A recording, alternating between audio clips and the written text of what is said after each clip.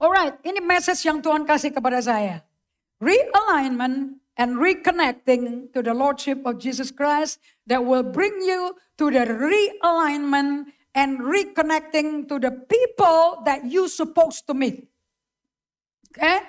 It's a divine realignment, reconnecting to the Lordship of Jesus Christ. Karena kalau Yesus bukan Lord, He's not at all God to you. Okay? Dan ini akan membawa Anda ketemu orang-orang yang mestinya Anda ketemu untuk membawa Anda ke tempat di mana Tuhan mau Anda berada. Nobody gets to the destiny by yourself. Everybody get to the destiny of God because God sent the right people at the right time in the right place. Amen?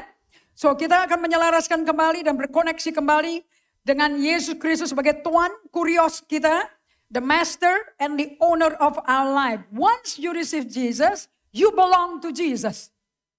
You don't belong to yourself anymore. Okay? 1 Korintus 6 ayat 19-20, Anda sudah dibeli oleh darah Yesus. The payment is paid in cash by the blood of the Lamb, by the blood of Jesus on the cross, and Anda pindah dari gelap ke terang. You belong to Jesus. Ada amin? Nah, kenapa kita mesti reconnect with God, reconnect to the Lordship of Jesus? Why do we have to realign? Kata alignment itu sama seperti kalau Anda lihat tulang punggung, tulang belakang, your backbone, dari leher sampai ke tulang ekor. Penyakit yang sangat sakit adalah scoliosis, di mana tulang punggung kalian bengkok seperti es, and that is very painful. Saya punya jemaat dulu yang udah meninggal, she suffer from that. Itu pengobatannya kalau pakai dokter tulang akan dipasang besi, which is so painful. Kemudian Anda mesti dibungkus pakai cast seluruh hidup Anda. But Yesus bisa meluruskan kembali tulang fisik itu. Okay? Nah, seperti hidup kita bisa karena pengalaman yang terjadi dan apa yang kita bawa di masa dari sebelum kita kenal Yesus. Our backbone can be crooked, can be curved. Bisa S-shape, anything. But,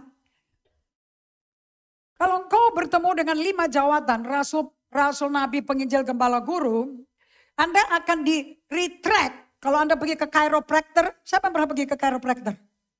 Saya pernah ke chiropractor. Basically, Anda lay down, Anda ditarik, supaya lurus kembali tulang punggungnya. Kaki yang lebih pendek ditarik juga supaya sama.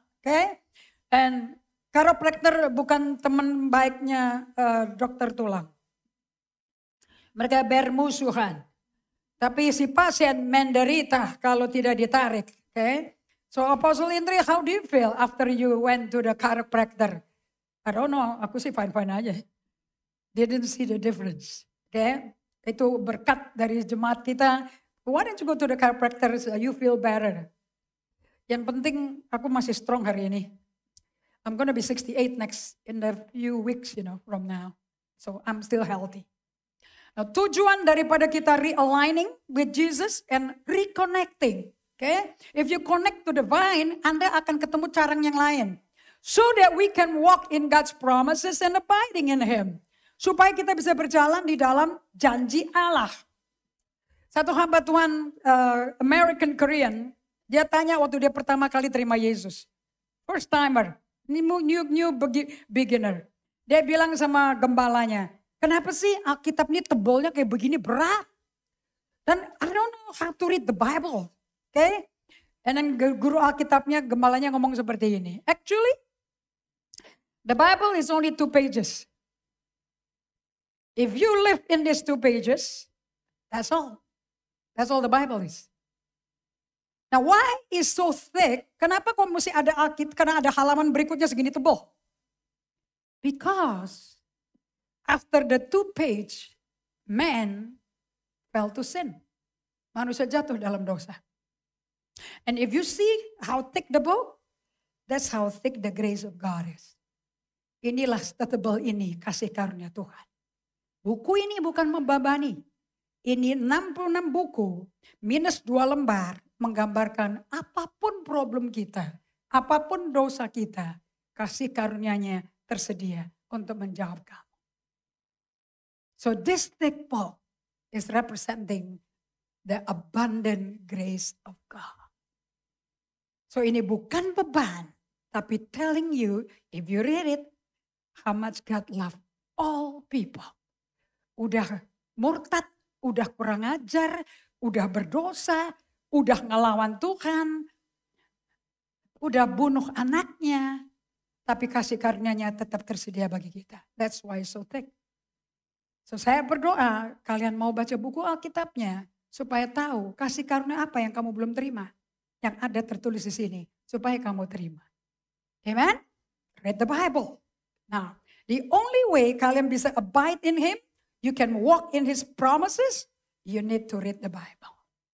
Anda harus baca Alkitab, you cannot not read the Bible. Oke, saya undang kalian semua, read our Bible today from the book of John. Oke, Yohanes 15 ayat 4 sampai 8. Kita baca sama-sama. 2, 3. Tinggallah di dalam aku dan aku di dalam kamu. Sama seperti ranting tidak dapat berbuah dari dirinya sendiri, kalau ia tidak tinggal pada pokok anggur. Demikian juga kamu tidak berbuah, jikalau kamu tidak tinggal di dalam aku.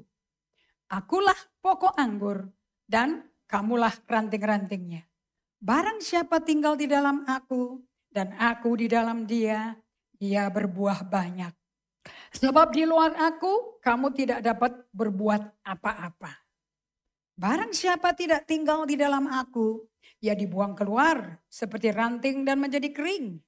Kemudian dikumpulkan orang dan dicampakkan ke dalam api lalu dibakar. Barang siapa tidak tinggal di dalam aku, ia dibuang keluar seperti ranting dan menjadi kering. Kemudian dikumpulkan orang dan dicampakkan ke dalam api lalu dibakar. Jikalau kamu tinggal di dalam aku dan firmanku tinggal di dalam kamu, minta apa saja yang kamu kehendaki dan kamu akan menerimanya. Dalam hal inilah Bapakku dipermuliakan, yaitu jika kamu berbuah banyak dan dengan demikian kamu adalah murid-muridku. So what is the purpose of you coming to Jesus? Kenapa kok Yesus mengundang kalian? Why did God come to your life? For what? So that you can bear fruit. Because when you bear fruit, you are the disciple of Jesus Christ. Supaya kalian bisa berbuah banyak, karena tandanya betul-betul bahwa kalian itu betul-betul adalah murid Kristus kalau ada buahnya. So if you don't bear fruit, you can say you are a Christian. Anda bisa ngomong you are a Christian, but you are not a follower of Jesus. And you're not the disciple of Jesus. Kamu bukan murid Kristus, kamu bukan pengikut Kristus. Kalau kamu bukan pengikut Kristus, kamu pengikut yang lain. And the only opponent, oposisinya Yesus cuma satu, iblis. So either kamu mengikuti iblis dengan merek Kristen, atau engkau Kristen tapi berbuah. Buahnya adalah loving union with God. Buah bersatu dalam hubungan cinta dengan Tuhan. If the fruit of love is not there, kalau buah kasihnya gak ada, kamu bisa ngaku di KTP-mu Kristen, tapi surga berkata, I don't know you. Saya tidak kenal kamu. Amen. Okay, so ayat 8 is the conclusion. What Jesus wants is fruit to prove that you are the disciple. If you're not a disciple of Jesus, then you're the disciple of devil. Simple itu. Make life simple. Jangan complicated. So the invitation of Jesus to all of us, undangan Yesus Kristus bagi kita semua adalah, and Yesus berkata kepada mereka, Markus 1 ayat 17, Matius 4 ayat 17, come, follow me. Mari, ikutlah aku. Dan kamu akan kujadikan penjala manusia. Yang menjadi kalimat kedua, itu bagiannya Yesus kerja. Bagian pertama, bagian kita to partner with Jesus. Untuk bermitra kerja dengan Yesus. Amen. So let's see. Come follow me. Kenapa kok come follow me? Karena dia adalah jalan yang Allah berikan. Kita baca sama-sama Kisah Rasul 24 ayat 14 sampai 16. Kita latihan ya, baca Alkitab ya. To start 2025.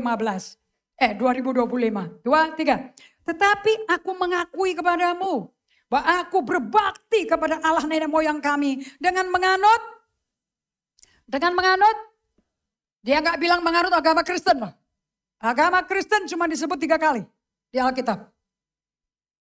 The word Christian is only mentioned 3 times in the Bible and is not mentioned by the follower of Jesus. It's mentioned by the opposition of the follower of Jesus.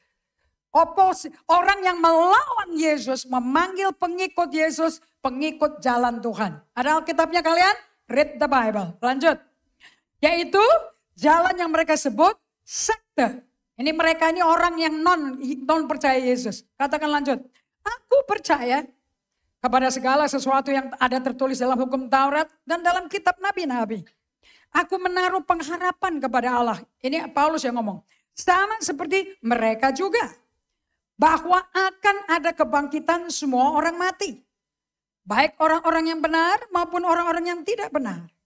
Sebab itu aku senantiasa berusaha untuk hidup dengan hati nurani yang murni di hadapan Allah dan manusia. Bagaimana murid Kristus hidup di hadapan Allah dan manusia? Jaga your conscience. Clean your conscience. Okay? Kira-kira pada waktu itu timbul huru-hara besar mengenai jalan Tuhan. Yang menjadi dispute antara orang Farisi, antara orang-orang imam ahli Taurat, sama pengikut Yesus yang non-Farisi, orang-orang yang tidak masuk dan tidak dimuridkan di bait Allah. Itu adalah jalan Tuhan, the way. So Jesus say, come follow me. Mari, ikutlah aku. Aku adalah jalan, kebenaran, dan kehidupan. So yang didispute itu Yesusnya. So kalau Anda menjadi pengikut Yesus, people will fight for your Jesus. Argumennya di Yesusnya. Bukan di alamat gerejanya, sinodenya, it doesn't matter. Okay? Nah, pribadi Saulus ditransformasi hatinya menjadi rasul kasih. Karena hanya dia yang bisa khotbah mengenai kasih. 2 pasal only about love. Mantan pembunuh berseri. So when you follow Jesus and you follow the way. And Yesus menjadi the way, hati-hati. Hidupmu akan ditransformasi. Antara gelap dan terang. Aku adalah orang Yahudi. Ayo kita baca sama-sama Alkitab ini. 2, 3. Aku adalah orang Yahudi. Lahir di Tarsus, di tanah Kilikia. Tapi dibesarkan di kota ini. Dididik dengan teliti di bawah pimpinan Gamaliel. Dalam hukum nenek moyang kita. Sehingga aku menjadi seorang yang giat bekerja bagi Allah sama seperti kamu semua pada waktu ini. Dan aku telah menganiaya pengikut-pengikut jalan Tuhan. Pengikut siapa? Pengikut siapa? So di gereja ini kalian mau jadi pengikut siapa? Oke. Sampai mereka mati. So Saulus ini pembunuh apa bukan? Hanya karena ngikut Yesus dibunuh loh. So Anda mesti tahu ya. Orang yang betul-betul ngikuti Yesus dari martyrdom. Ada martir loh. Laki-laki dan perempuan kutangkap dan kuserahkan ke dalam penjara. 2025 will be the best year for the followers of this way. If you follow the way, kalau Anda ngikutin jalan Tuhan, it will be the best year for you. Ya, beri tepuk tangan pada Tuhan. Kalau Anda betul-betul menjadi pengikut Yesus. Now it is the Lord who goes before you. He will be with you. Kenapa kok follower of Jesus is the best year for 2025? Because you have to make a decision. Anda mesti bikin keputusan ya. That you follow Him. You got to decide. Makanya Tuhan menciptakan kita sebagai manusia bebas dengan free will. Katakan sama-sama. I have a free will. Saya punya kehendak bebas. Saya mau melakukan apa yang saya bisa lakukan. Tapi hari ini saya memilih untuk mengikuti apa yang Yesus mau saya ikuti. Makanya doanya Yesus itu berat loh. Not my will, but your will be done. Jangan main-main kamu kalau doa kayak begitu. Sekali kamu ngomong bukan kehendakku tapi kehendakmu, berarti jalan Tuhan final. Tidak ada lagi jalan dunia, tidak ada lagi jalan pikiran duniawimu, gak berasal dari keluargamu kayak apa. You will say, Jesus is my way. If you do that, then the best year ever adalah 2025. Amen? Why? Kenapa? Because the best book in the Old Testament, buku yang paling bagus di Perjanjian Lama, buku Ulangan. You have to read this book, the best of the best. Okay? And di sini dia ngomong, it is the Lord who goes before you. He will be with you. 2025, siapa yang ada di depan Anda? God. If God is before you, who can be against you? You know, lagu I Have a Big God, itu lagu Afrika. So tadi you hear a little bit of Afrikaans. He made the hand. Jadi kamu gak ngerti kan? Bahasa apa kan? Itu bahasa Afrika. Afrikaans. Afrikaans itu kayak Belanda. Belanda pakai logat. Oke? Seperti kalau kalian pergi ke Papua Nugini, they have pidgin language. Pidgin language apa? English, tapi bahasanya dialeknya dialek Papua. Okay, except mereka dibajajan ke Australia, so they don't speak Indonesian.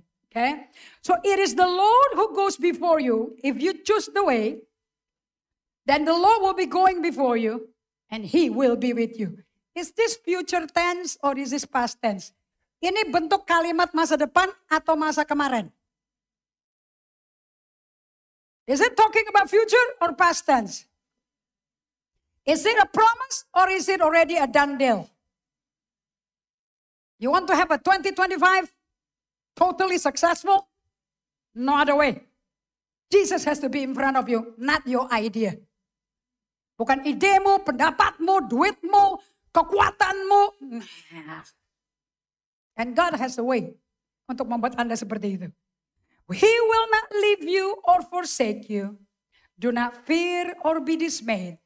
Dia tidak akan ninggalin kamu. Dia nggak akan menyangkali kamu. Jangan takut, jangan kecewa, jangan kecil hati.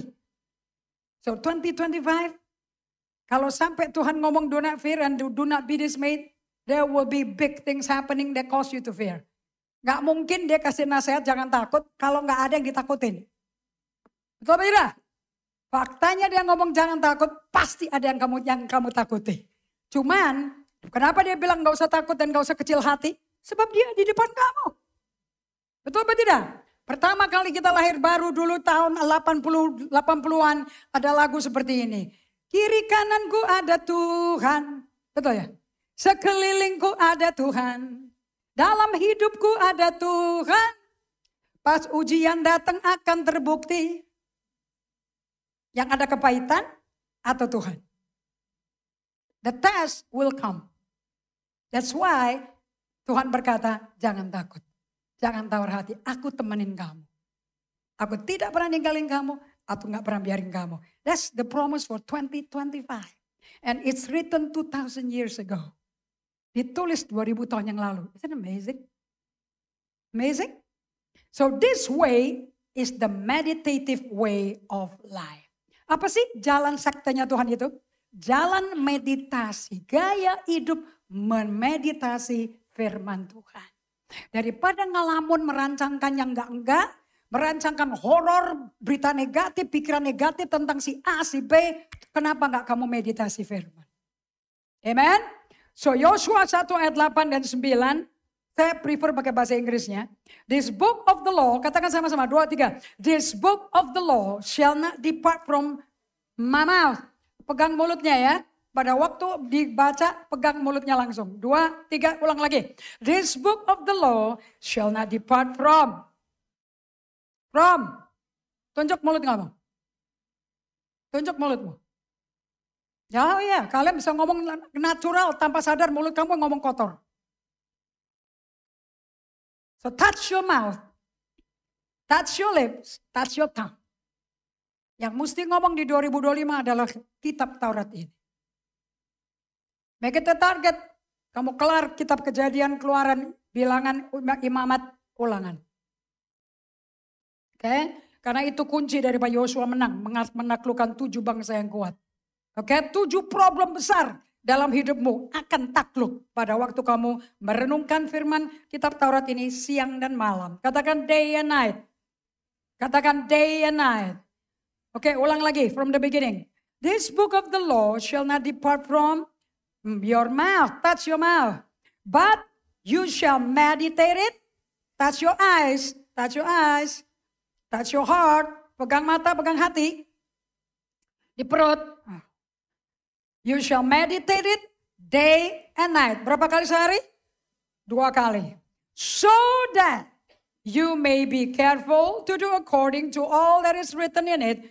Supaya kamu hati-hati kalau mau bertindak, mau membuat keputusan, ngikutin itu buku. Jangan diabaikan itu buku.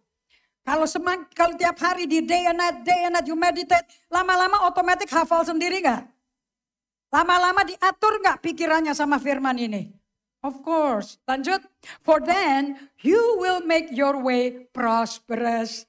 And then you will have good success. Siapa yang mau prosperous and good success? Anda mau lepas dari mental melarat, mental orang miskin? You want to be set free, mental takut kurang duit, takut melarat, takut gak bisa bayar ini, takut gak bisa bayar ini.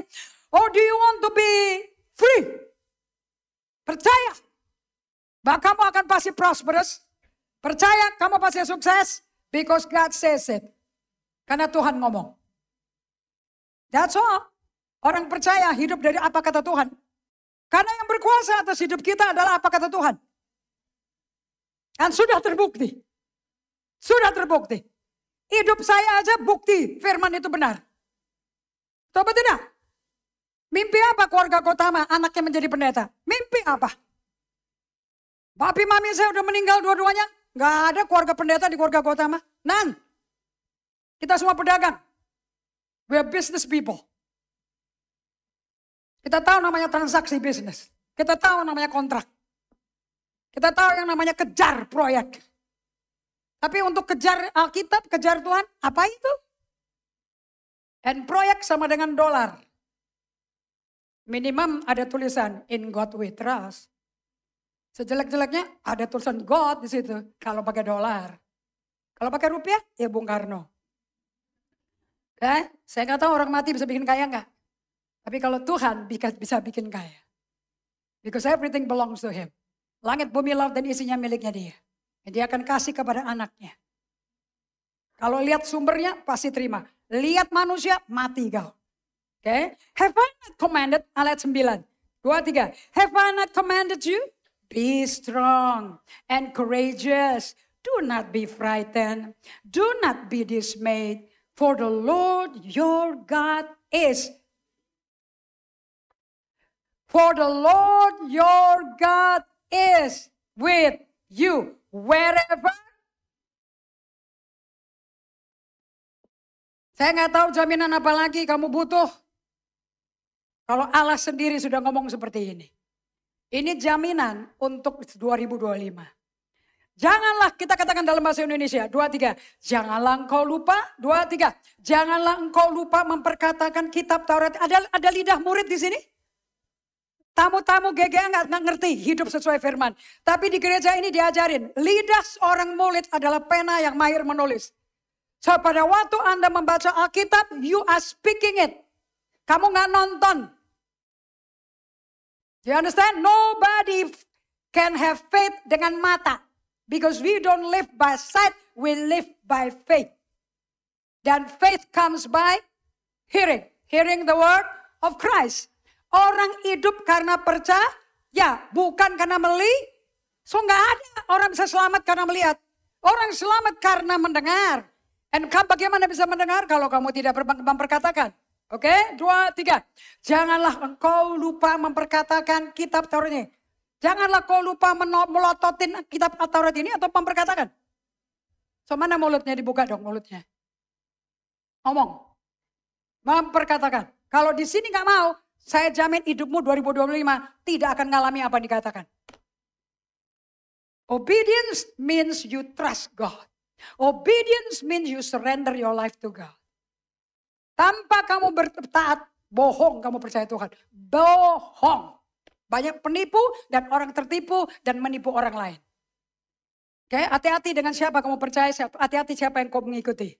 Oke, 2, 3, ulang lagi. Janganlah engkau lupa memperkatakan kitab Taurat ini. Tetapi, renungkanlah itu siang dan malam. Supaya engkau bertindak hati-hati sesuai dengan segala yang tertulis di dalamnya. Bagaimana bisa tahu yang tertulis di buku ini apa kalau nggak pernah direnungkan, nggak pernah diperkatakan, dan mata nggak pernah lihat. Dan kitab Taurat itu ada 5. Apa itu? 1, 2, 3.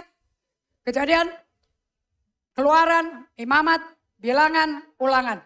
Katakan lagi, kitab Taurat terdiri dari 5 buku. Namanya apa? Pentateuch. 5 bukunya Musa. Pentateuch. 5 terdiri pentarnya 5. Nomor 1. Kejadian, Keluaran, Imamat, Bilangan, Ulangan. Every day, day and night. Minimum 5 bulan kamu kelar. And repeat again. Sampai itu firman menjadi kamu.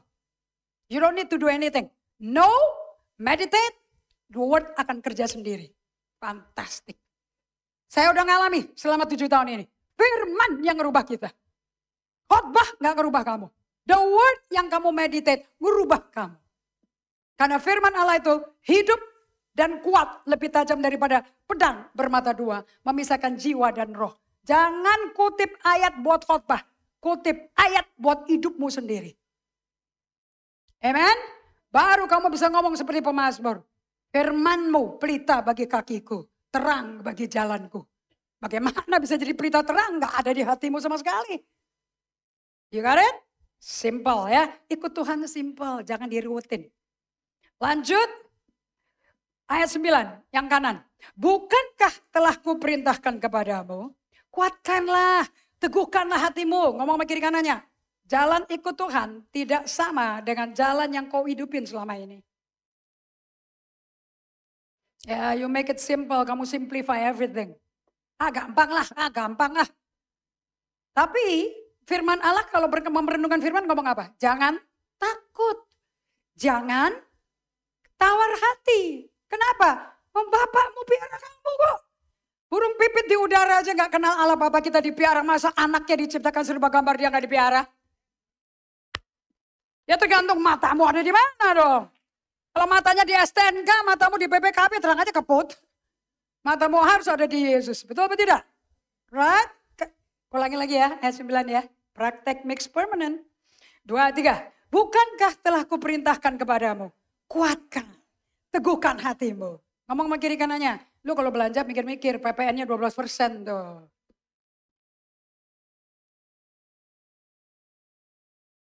Right? Yang suka merek badannya, 12% merek. Oke, ulangi lagi. Bukankah telah kuperintahkan kepadamu? Ku itu siapa sih? Pendeta atau Allah? Oh mantap Jo. Lanjut. Kuatkanlah dan teguhkanlah hatimu. Janganlah kecut. Tahu gak kecut? Kecut tuh bau tuh gak? Dan tawar hati. Sebab Tuhan Allahmu menyertai engkau. Kemanapun engkau terbang ke Bali, pelayanan, Tuhan menyertai situ. Right? Pergi ke Amerika, Tuhan menyertai. Pergi ke mall, sale 50%, branded stuff, plus 12%, Tuhan menyertai. Amen? Tuhan yang menyertai, bukan kredit card, bukan plastik yang menyertai. Tuhan menyertai, plastik simpen. Oke? So, kunci daripada 2025 kamu akan sukses cuman satu. Who is with you? Siapa yang bersama kamu? Kita baca di Kisah Rasul 4 ayat 11 sampai 13. It will be in English. Oke? Katakan sama-sama. 2, 3. Pakai lidah. For Jesus is the one referred to in the scripture. Where it says, the stone that you builders rejected has now become the cornerstone. There is salvation in no one else. God has given no other name under heaven by which we must be saved. And the members of the council were amazed. And when they saw the boldness of Peter and John, for they could see that they were ordinary men with no special training in the scripture. They also recognized them as men who had been with Jesus. Katakan sama-sama. Orang yang selalu hidup berada bersama Tuhan, merenungkan Taurat Tuhan siang dan malam, lebih ditakutin daripada orang yang lulusan STH, MTH, Profesor Divinity. Itu setan gak takut sama mereka. Karena mereka cuma punya sertifikat. Tapi orang yang merenungkan Taurat Tuhan siang dan malam, menakutkan iblis. So you want to frighten the devil or do you want to be frightened by the devil? Dia kan mau nggak ngerti bahasa Inggris ya. The one who understand English supposed to answer me. Okay? You got it? English first. Are you supposed to frighten the devil or are you supposed to be frightened by the devil? Excuse me? You frighten the devil. Oke. Bahasa Indonesia. Kalian Bapak Ibu sekalian terkasih dalam Tuhan. Kamu mestinya nakutin iblis apa kamu mestinya ditakuti iblis? Ah masa. Benar. Berani ngomong kayak gitu dengan hidup tanpa merenungkan Taurat Tuhan siang dan malam berani. Bite your tongue, man. Gigit lidahmu. Pasti ketakutan sampai kegigit lidahnya. Because when the devil come, he came. Nggak main-main datangnya. Nah pesan ini semua adalah rangkuman dari pengalaman seorang yang namanya Yusuf. This is the message for 2025.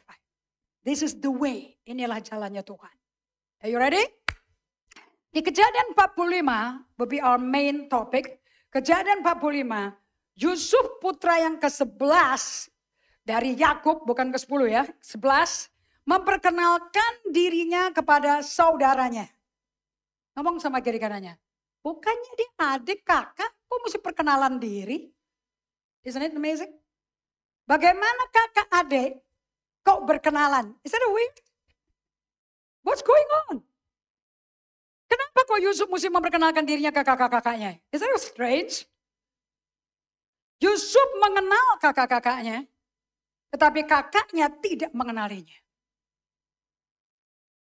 Karena pada waktu kakaknya ketemu dia, Yusuf adalah Perdana Menteri Kerajaan Mesir.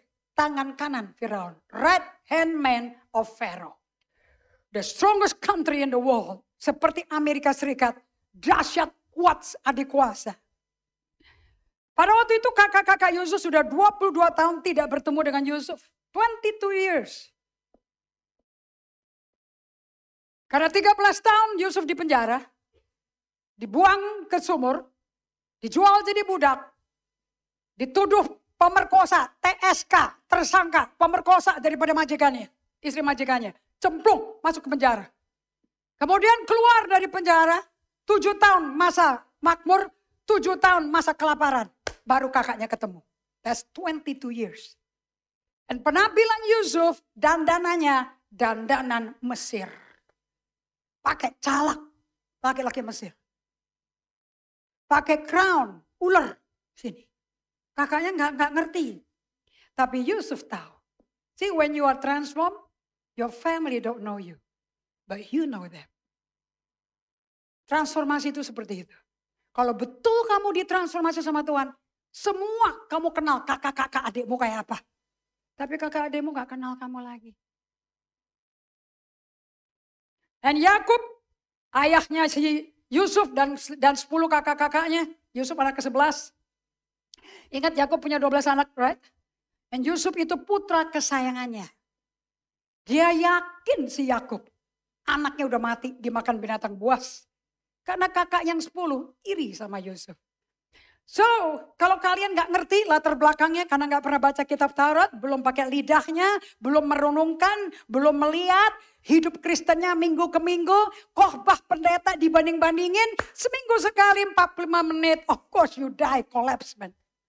Hanya orang yang memperkatakan firman tiap hari, day and night powerful. You got the anointing, you got the power of the Holy Spirit, kamu ada urapan dan kuasa kebangkitan Tuhan. Tapi kalau kamu cuma hidup dari minggu ke minggu 45 menit, mati kau. Karena setannya ganas. Kalau setan gak ganas, gak mungkin ada penyakit gila-gilaan di dunia saat ini. Betul apa tidak? Gak mungkin ada kemelaratan, bangkrut, melarat, keluarga cerai, KDRT, abusive. Gak ada, itu semua perbuatan iblis kayak gitu. Dan orang yang bertobat, yang ditangkap Yesus dan pilih Yesus dan ikut Yesus sebagai jalan satu-satunya. Gak mau hidup kayak begitu lagi. Kita hidup dalam kasih, damai sejahtera, sukacita. Gak mikir 2 kali mau balik lagi. So the background, Yakub itu bukan papi yang baik. He's a bad daddy. Because Yakub menunjukkan favoritism. Gak bagus loh. Ada bikin ke anak 12.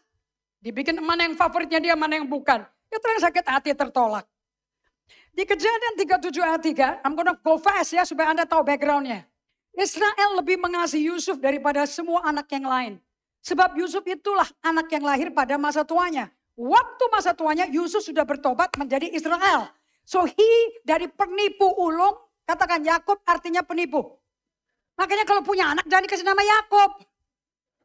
Nah kalau Anda pakai nama Yakub itu bahasa Ibrani. Yakub bahasa Ibrani yang ngomongnya. Begitu kamu ngomong Yakub itu sama dengan penipu. So pada waktu dia bergulat sama Allah di Kejadian 32 untuk ketemu sama musuh bubuyutan 25 tahun. Namanya kakak kembarnya sendiri Esau. Gara-gara perbuatan dia sendiri dia nyolong hak kesulungannya Esau. Dia pikir Esau datang mau perang. Walaupun datang lempar sentara. Tapi Esau udah berubah. Makanya Esau disogok sama dia dengan persembahan-persembahan. Untuk menangin hatinya Esau. Esau bilang buat apa gue udah kaya gue gak butuh. Aku kangen sama kamu. Kaget dia. Nah sebelum dia ketemu Esau itu. Dia berjumpa dengan Allah dan bergulat. Di Peniel. Dan di situ Allah bertanya kepada dia. Namamu sopo? Yakub. Bahasa Ibrani artinya apa? Diterjemahkan bahasa Indonesia. Namamu siapa? Penipu. Hari ini namamu bukan lagi penipu. Tapi Israel. Prince with God. Pangeran Allah.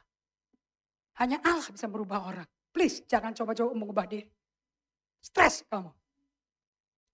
So Yakub pada waktu sudah menjadi Israel punya anak lagi. Ini orang gila saudara. Ini Bapak Edan. Ini Bapak Edan, disfungsional. 4 bini satu rumah, gila gak tuh? Gila gak tuh? Ini poligami loh nih. Right? Dan 12 anak kumpul semua kayak di situ. Dan tiap hari kerjanya rebutan. 4 bini rebutan. Tidur sama gua, besok tidur sama gua loh. Besok tidur sama gua. Lo baca aja Alkitabnya. Ini buku gila. Makanya buku kita tebal.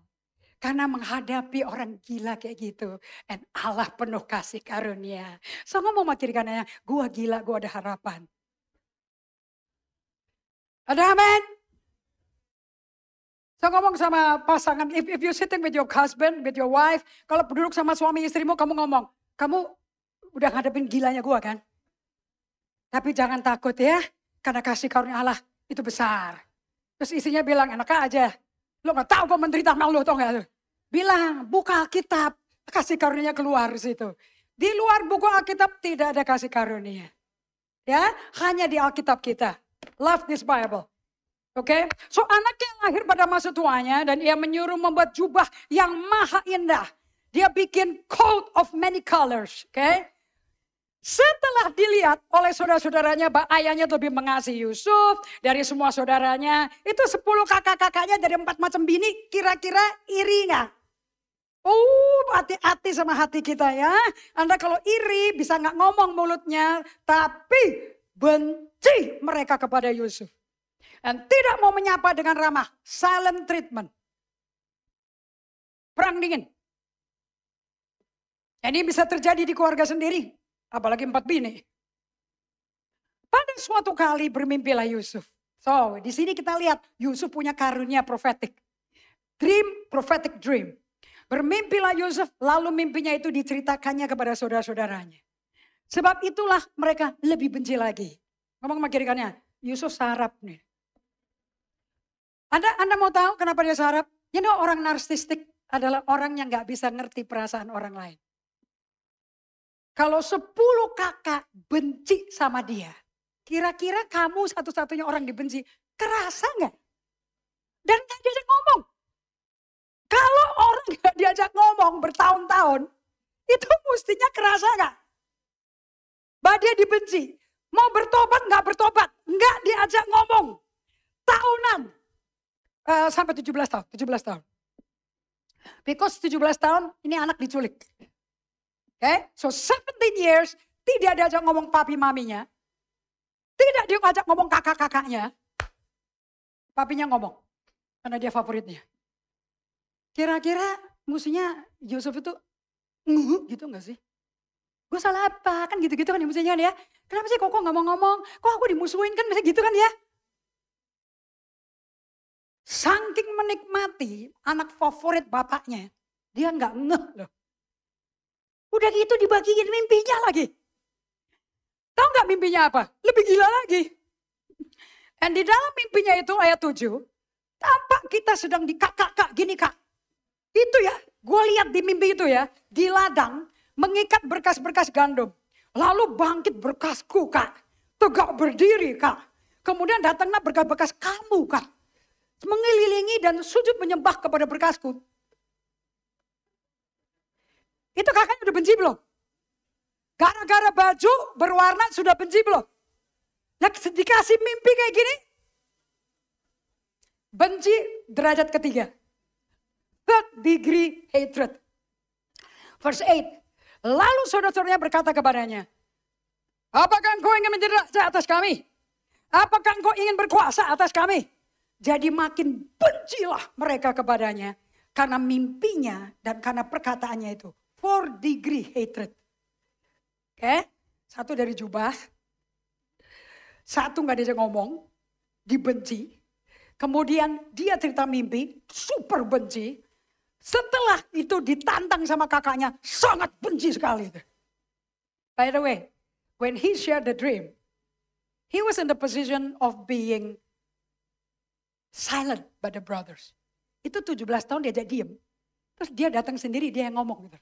Sini kak, 17 tahun gak ada yang ngomong. Sini kak, dia ceritain mimpinya. Maksudnya ini orang narsis gak ya? Narsis sama narsis, 10 narsis against one narsis loh. Cuman sejelek-jeleknya si narsis, dia ingat ya perjanjian lama belum ada lahir baru loh. There's no salvation yet in the Old Testament. Narsis sama narsis, yang satu si narsis dipakai sama Tuhan. Isn't God sovereign? Tuhan itu berdaulat, betul tidak? Orang narsis pun dipakai. Lalu dia memimpikan pula mimpi yang lain, yang diceritakan kepada saudara-saudaranya. Katanya, kak, aku bermimpi pula kak. Dia bikin family gathering sekarang.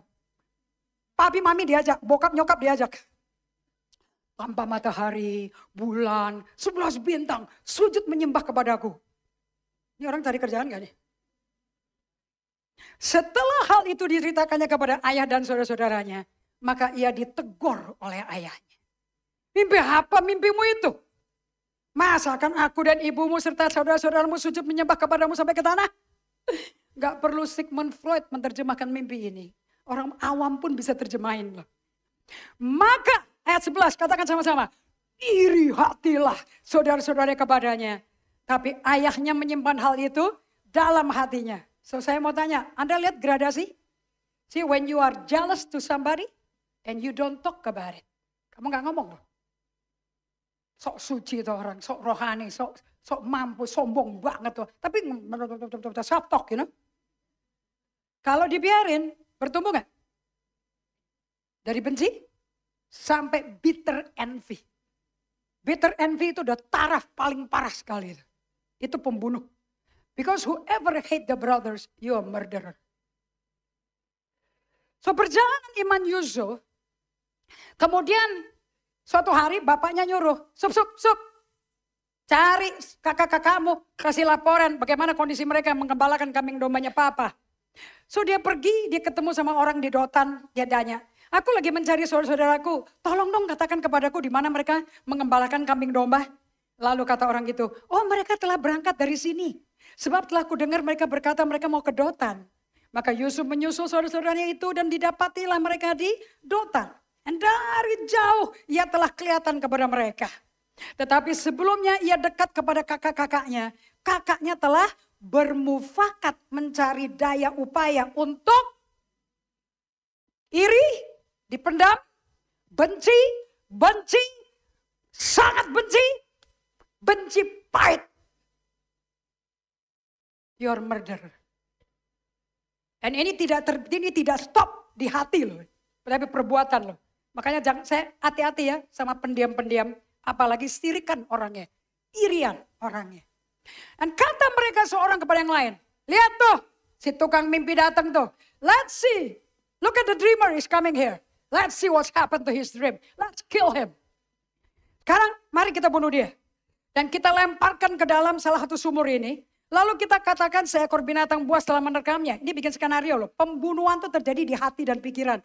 Kejahatan itu di hati Bapak Ibu sekalian. Makanya kalau engkau belajar Alkitab yang menjadi fokusnya Allah cuman hati. Dan dua dosa yang sangat merusak. Sampai berakar-akar. Cinta, uang, akar segala kejahatan. Dan akar kepahitan. Makanya Tuhan berkata, jaga lo hatimu. Karena dari dalam hatimu keluar pancaran hidup kamu. You cannot say I love you. Now your heart is full of hate. Hatimu penuh pahit, penuh benci. Dan suatu hari, kakaknya yang tertua namanya Ruben, mendengar hal strategi dari adik-adiknya.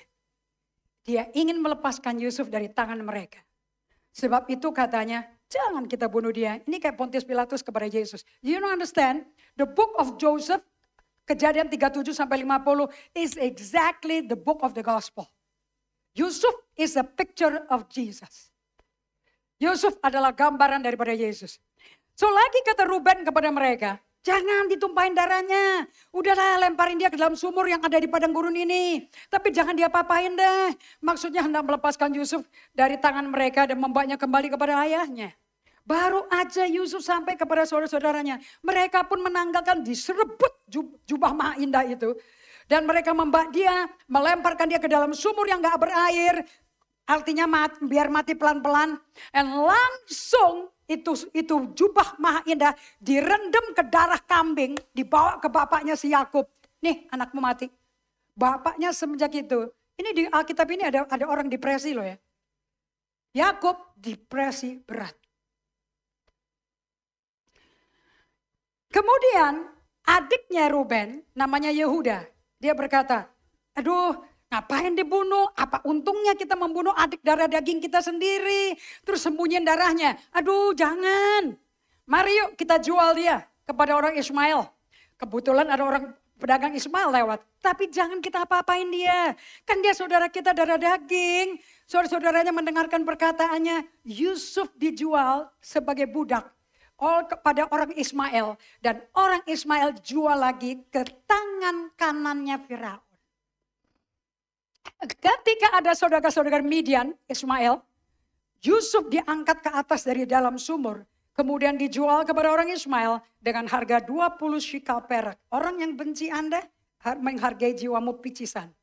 Lalu Yusuf dibawa mereka ke Mesir. Mulailah buku Keluaran terjadi. Nah, saya mau kasih tahu pada kalian semua.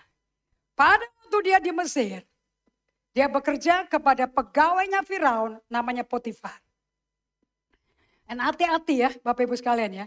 Dosa apapun, apakah kakak-kakaknya Yusuf membuat permufakatan pembunuhan? Yes or no? You know what? Baca ya di kitab Bilangan. Di Bilangan 32 ayat 23, katakan sama-sama. Dosa ngejar kamu loh. Anda bisa diam-diam berdosa, tutup-tutupan. Gak mau orang lain tahu, tapi Anda pendem. Itu dosa akan menampakkan diri pada kalian. Katakan sama-sama. Tetapi jika kamu tidak berbuat demikian. Mana lidah muridnya? Sesungguhnya kamu berdosa loh kepada Tuhan. Dan kamu akan mengalami bahwa dosamu itu akan nimpa kamu. Dosa yang kau lakukan diam-diam di hati akan nguber kamu. Your sin will find you out. But if you will not do so, behold, you have sinned against the Lord. And be sure your sin will find you out. Gak bisa orang diam-diam berdosa, dosanya akan ketutup terus. Pasti kebongkar. And soon, makanya nasihat Raja Salomo di masa lanjut usianya sebagai Raja bijak. Apa dia nasihatnya?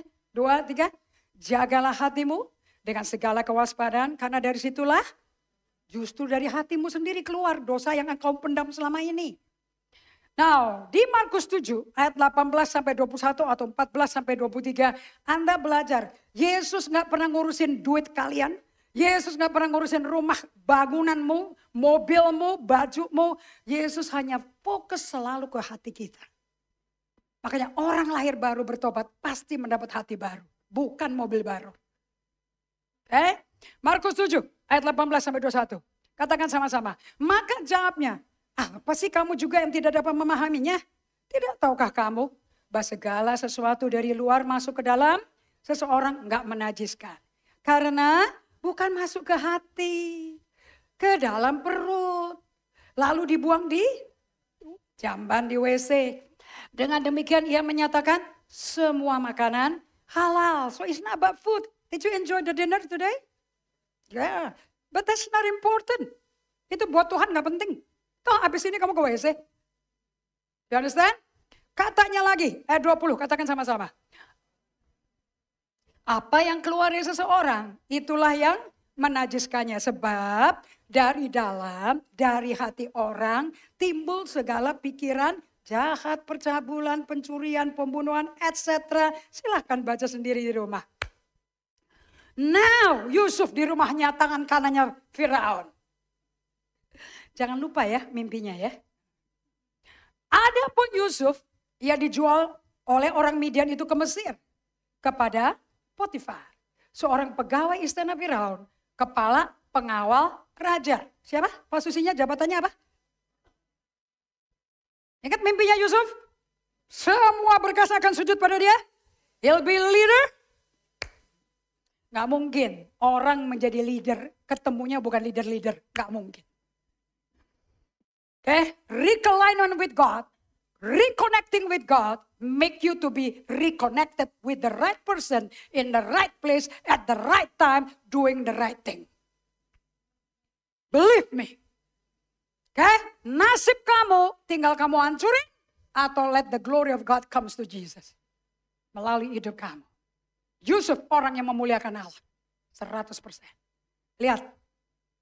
Di Kejadian 39 ayat 1 sampai 6, adapun Yusuf telah dibawa ke Mesir dan Potifar seorang Mesir pegawai istana Firaun, kepala pengawal raja, membeli dia dari tangan orang Ismail yang telah membawa dia ke situ. Katakan sama-sama ayat 2. Ingat ya, the way of the Lord be with God. Remember? Tetapi Tuhan menyertai Yusuf. So, Creflo Dollar ngomong kayak gini. It's not what you have that matters. It's who is with you that matters. Bukan apa yang kau raih, bukan apa yang kau punya, bukan apa yang kau dapat lakukan yang penting. Yang penting siapa sih yang temenin kamu? If it is not God, kamu akan bunuh diri, hancur hidupmu. Gak mungkin enggak, karena dunia akan hancur. Setan datang untuk mencuri, membunuh, membinasakan. Alright? Tetapi Tuhan menyertai Yusuf sehingga ia menjadi seorang yang selalu berhasil dalam pekerjaannya. Saya mau tanya, apakah Yusuf hidupnya seperti carang dan pokok anggur itu? Jika aku di dalam kamu, kamu di dalam aku, kamu akan berbuah. Betul? Sebab di luar aku kamu gak bisa ngapa-ngapain. So saya mau tanya, Yohanes 15 kehidupan Yusuf apa bukan? This is a real deal, man. Ini gak main-main loh. Kehidupan kamu, kalian jangan tenar di gedung ibadah. Jangan tenar di organisasi gereja. Percuma. You should be tenar menjadi kepala ketua MPR, DPR, menjadi kepala bank, di dunia. Ngapain jadi pentolan di gedung gereja? Gak ada dampak. You understand this? Tetapi Tuhan menyertai Yusuf sehingga ia menjadi seorang yang selalu berhasil dalam pekerjaannya. Maka tinggallah ia di rumah tuannya, orang Mesir, bukan di kamar pembantu. Kamar salah satu rumah istananya Potifar. Setelah dilihat oleh tuannya bahwa Yusuf disertai Tuhan, kiri kanan ngomong, itu orang-orang tahu gak Tuhan nyertai kamu? Yeah, you need to ask your maid, your ART, your mbok, your supir, do you see God in me? Oke, lanjut. Bahwa Yusuf disertai Tuhan dan bahwa Tuhan membuat berhasil segala sesuatu yang dikerjakannya. Maka Yusuf mendapat kasih tuannya. Dia mendapat favor from the master. Dan ia boleh melayani dia. Kepada Yusuf diberikannya kuasa atas rumahnya. Segala miliknya diserahkan kepada kekuasaan Yusuf. Sejak ia memberikan kuasa dalam rumahnya. Dan atas segala miliknya kepada Yusuf. Tuhan memberkati rumah orang Mesir itu karena Yusuf. Sehingga berkat Tuhan ada atas segala miliknya. Baik yang di rumah maupun yang di ladang. So saya mau tanya, perlu perlu sekolah pinter-pinter sampai belajar tapi tidak mengenal dirinya dan menjadi sombong karena gelar, posisi, jabatan, atau cukup perlu ditemenin sama orang yang hidup disertai Tuhan? Yang mana kalau mau berhasil? Ya ngapain kamu ikut-ikut nempel-nempel sama jemaat GGA tapi jemaat GGA-nya nggak disertai Tuhan, for what? You will be as broke as they are. Cari teman yang hidupnya memang disertai Tuhan. Ayat 6. Segala miliknya diserahkannya kepada kekuasaan Yusuf. Dan dengan bantuan Yusuf gak usah lagi Potifar ngatur apa-apa. Selain makanannya sendiri, menunya dia mesti pilih. Dan ada pun, katakan kalimat terakhir. Nah ini yang penting nih. Ini penting sekali. 2, 3. Ada pun Yusuf itu manis sikapnya dan that good looking Joseph. Ini 17 tahun ya. 17 years loh. Lagi sweet 17 loh. Ini bukan 30 tahunan. 30 tahun dia jadi Perdana Menteri. Tuhan tulis di situ. Manis sikapnya. Attitude-nya very sweet. Good looking. Tuhan kalau pilih orang cakep-cakep loh. Enggak jelek-jelek yang dipilih. And guess what? Kenapa itu ditulis? Karena istri Potifar terpikat sama wajah elok Yusuf. But Joseph said no. Nah lihat ya. Kejadian 39 ayat 7 sampai 18. Ini perjalanan si Yusuf nih. Selang beberapa waktu istri tuannya memandang Yusuf dengan birahi. Lalu katanya, mari tidur dengan aku. Tapi Yusuf menolak dan berkata kepada istri tuannya, dengan bantuanku, tuanku tidak lagi mengatur apa-apa di rumah ini. Dan ia telah menyerahkan segala miliknya pada kekuasaanku. Bahkan di rumah ini, ia gak lebih besar kuasanya daripada aku. Dan tiada yang tidak diserahkannya kepada aku selain daripada engkau. Sebab engkau istrinya. Ulangi lagi kata ayat 9, 2, 3. Bahkan di rumah ini, ia tidak lebih besar kuasanya daripada aku. Saya mau tanya. Waktu Abraham disuruh kawin sama Sarah, kawinin mboknya, namanya Hagar. Waktu Hagar hamil, si Hagar sikapnya kayak apa? Ke Sarah. Oh, gue setara sama lu sekarang. Aku kan bawa anaknya suamimu. Ya, sekarang dia juga suami gue. Lu kita sama-sama nyonya sekarang. Sarah sakit hati men. Gondok. Enggak, lu ART. Enggak dong, I'm Mrs. Abraham. Wah ribut. Dan gara-gara itu si Sarah apa? Ngusir kan si Hagar. Dan si Abraham lagi jatuh cinta sama baby Ismail. Kenapa? Baby pertama. Tapi dihasilkan atas kekuatan sendiri. Bukan janji Allah. Keturunan Abraham harus dari Ishak. Tidak bisa dari Ismail. Ishaknya belum lahir. Tapi terjadi perang. Nyonya-nyonya di situ. Dan somehow Allah berkata kepada Abraham. Anir. Nyonya yang kedua singkirin. Dengerin apa kata bini sah. Kan diusir si Hagar. Dan kalian mesti baca sendiri tangisannya dia. Kan Tuhan gak pernah ninggalin mereka. Right? Nah saya mau kasih tahu pada kalian. Di ayat 9. Si Yusuf tinggal begini sama bininya. Excuse me ya. I'm just as powerful as your husband. You know. Seluruh kuasa suamimu ada di gua. I can even destroy you if I want to. But I cannot love you. I cannot destroy you. Kenapa? Aku hamba. Baru ini leader di kerajaan surga. You are servant leader.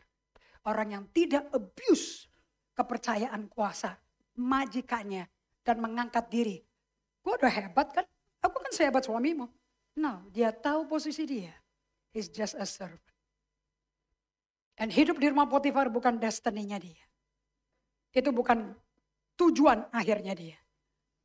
Bagaimana mungkin aku melakukan kejahatan yang besar ini dan berbuat dosa terhadap apa yang membuat Yusuf berkata, no, tidak ada free sex, tidak ada perzinahan.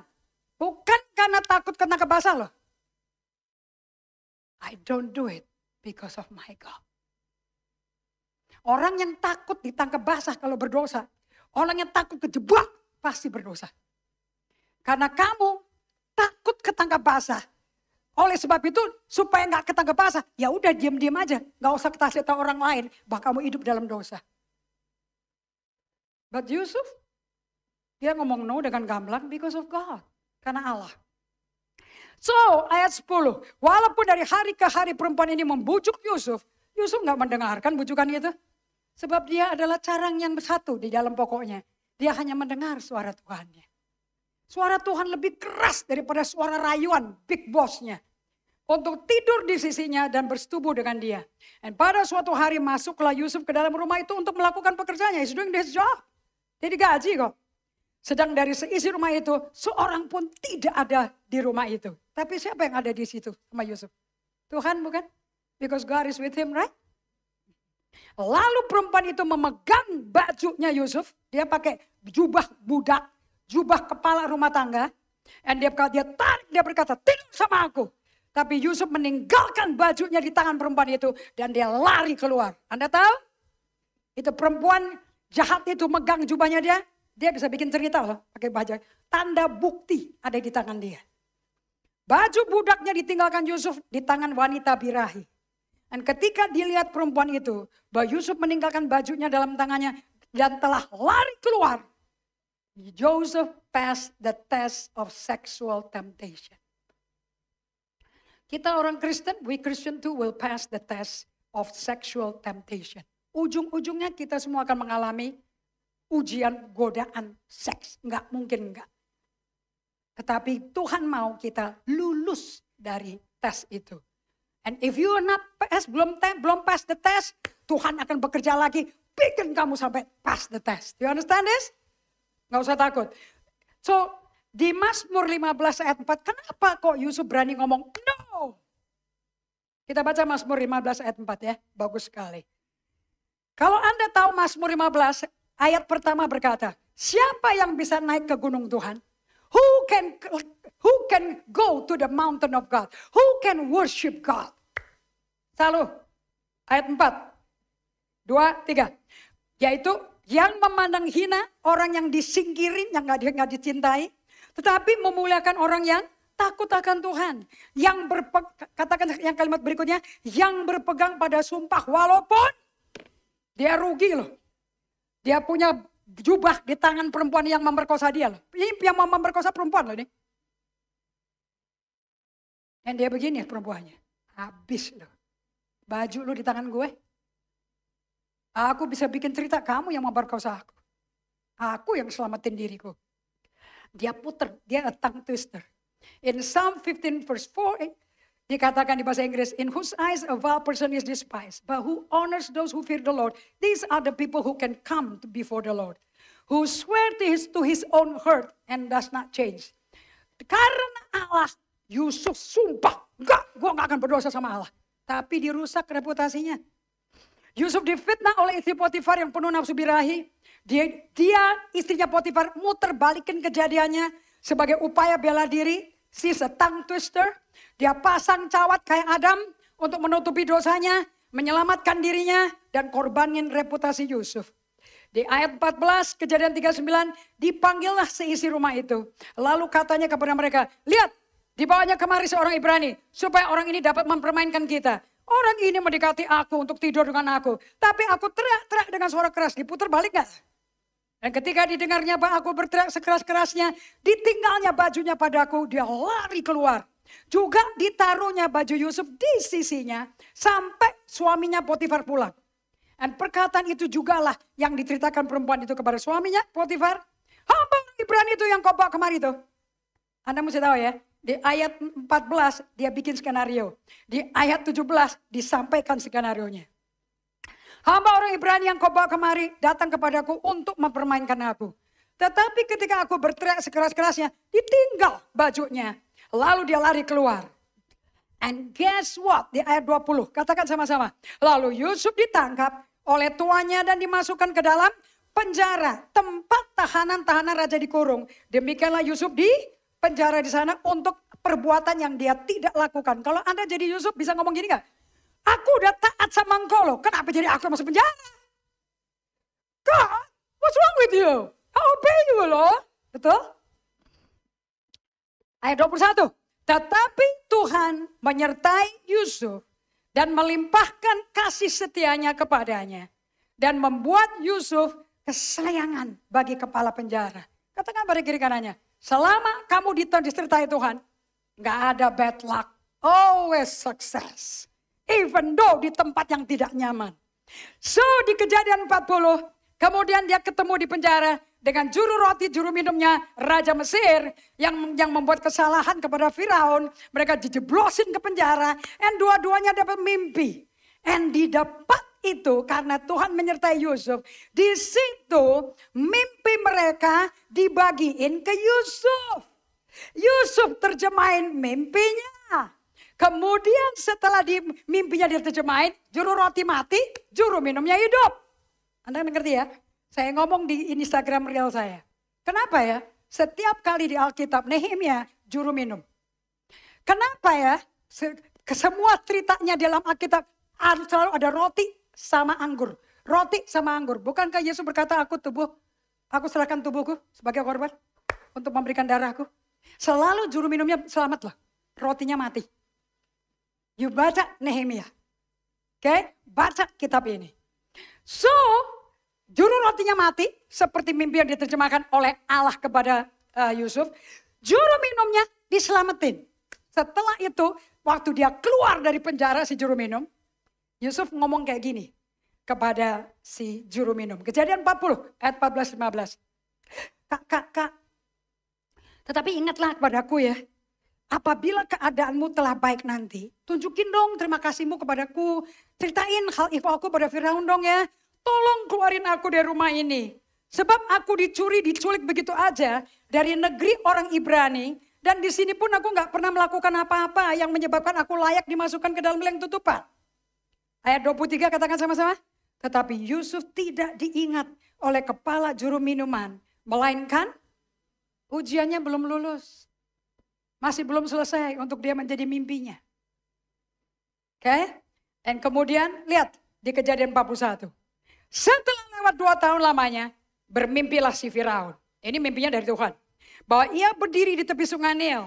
Kemudian Firaun menyuruh memanggil Yusuf. Segala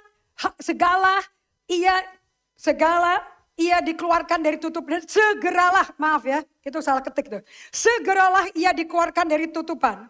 Ia bercukur dan berganti pakaian, lalu pergi menghadap Firaun. Anda mau tahu kenapa dia keluar dari penjara? You want to know? Because of the gift of translating the dream. Karena karunia menerjemahkan mimpi. So lihat di Amsal 18 ayat 16. Anda mesti punya ini. Anda kalau hidup sesuai dengan jalan Tuhan, Anda akan diberikan karunia kayak begini. A man's gift makes room for him and brings him before the great. Hadiah karunia Allah memberi keleluasaan kepada orang. Membuat dia menghadap orang-orang besar. Mimpinya si Yusuf, dia cuma bisa pekerjaan pertama dia punya jadi kacungnya si Potifar sampai jadi orang kepercayaan Potifar. Habis itu masuk penjara, pekerjaan kedua jadi kepala penjara. Yang ketiga spesialisasinya si Yusuf apa? Terjemahin mimpi. Mimpi apa? Terjemahan mimpi dia membawa dia keluar penjara ketemu sama Firaun. Dan dalam mimpinya itu Firaun kasih tahu. Itu Anda mesti baca Kejadian 41 ayat 28-36. Di dalam mimpi itu si Yusuf menerjemahkan 7 tahun. Ada sapi gemuk-gemuk semuanya. Makan subur 7 tahun. Kemudian ada sapi kurus-kurus. Makan sapi gemuk. Seluruh tukang nujum di Mesir gak bisa terjemahin. Baru si juru minum itu ingat. Di penjara ada orang Ibrani loh. Dia terjemahin mimpiku. Dan benar loh aku di sini nih. Aku panggil ya. Dalam 1 malam. Dari budak tahanan. Tersangka pemerkosa istri majikan. Berubah jadi Perdana Menteri Mesir. Because of what? The gift. Karena karunia itu. So. Kakak-kakaknya mulai datang ke Mesir. Mencari makanan. Disitulah setelah masuk kelaparan tahun kedua. Masih ada 5 tahun lagi. Di situ Yusuf setelah dilantik jadi Perdana Menteri. Kejadian 45 masuk. Saya mulai kasih pengajaran pada kalian. Ini pesan Tuhan 2025. Kita doa ya. Bapak Surgawi, aku berdoa agar pesanmu di 2025 ini berbicara pada setiap kami Tuhan. Baik yang online di Bali, maupun di Tangerang, maupun dimanapun juga para mitra kerja kami, maupun kami di sini. Berikan telinga yang mendengar, buat darahmu dipercikan kepada setiap umatmu, untuk menyucikan pikiran mereka, hati mereka, telinga mereka. Agar mereka mendengar apa yang Roh Kudus katakan. Bersihkan lidah bibirku Tuhan, supaya aku menyampaikan apa yang kau mau aku sampaikan. Di dalam nama Yesus. Amin. Pada waktu kelaparan mulai masuk, di 2 tahun pertama, kakak-kakaknya 10 kakaknya Yusuf, orang-orang pembunuhnya Yusuf, pada datang cari makanan atas perintah bapaknya. Pada waktu mereka bertemu dengan Yusuf, mereka nggak ketemu Yusuf yang lama. Yusuf yang sombong memamerkan jubah yang indahnya. Tapi mereka diperkenalkan dengan Yusuf yang baru, yang hatinya remuk sekali. Di sini pembunuh-pembunuh Yusuf diampuni total oleh Yusuf. Untuk Anda bisa masuk hidup di dalam jalannya Tuhan di 2025, Anda mesti hidup dengan total forgiveness. Pengampunan total. Without forgiveness, there is no way you can have faith. Gak mungkin ada iman. Kita belajar dari Yusuf. Bagaimana dari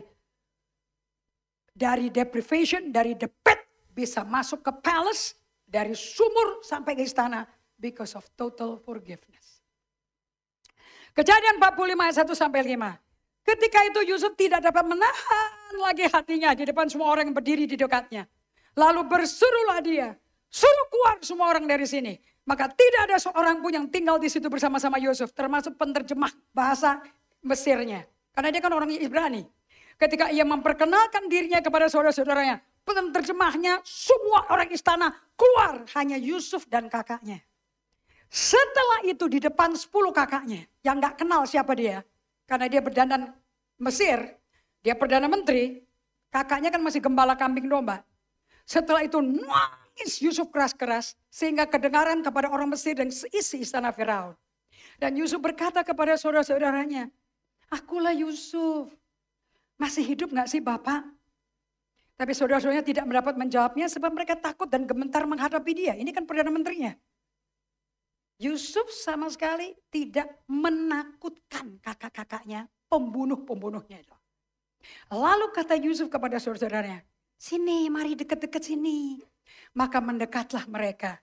Katanya lagi, aku nih Yusuf, saudaramu yang kamu jual ke Mesir.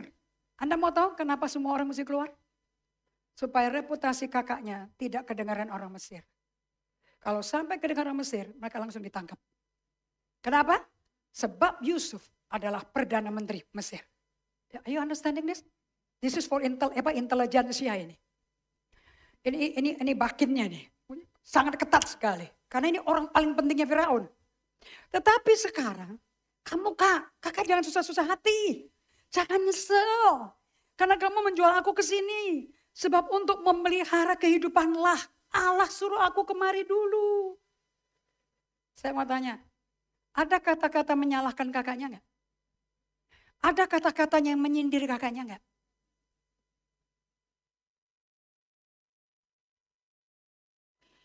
Karena telah 2 tahun ada kelaparan dalam negeri itu. Dan selama 5 tahun lagi orang tidak akan membajak atau menuai karena gak ada hujan. Gak bisa nanam. Maka Allah telah menyuruh aku mendahului kamu. Kak, aku nih ada di sini bukan gara-gara kamu. Bukan karena kamu mau bunuh aku. Bukan karena kamu jual aku sebagai budak. Enggak, Allah yang menyuruh aku mendahului kamu untuk menjamin kelanjutan keturunanmu di bumi ini. Dan untuk memelihara hidupmu. Sehingga sebagian besar daripadamu tertolong.